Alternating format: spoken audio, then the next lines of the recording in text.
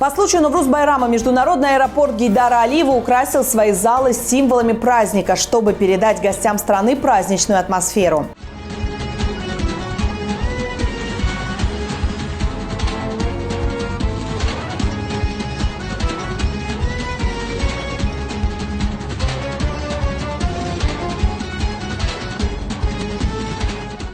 Навруз-Байрамımız mübarek olsun. Также в старом городе Баку разожгли самый большой костер Навруза. Несмотря на холодную и дождливую погоду, массовые гуляния собрали много желающих.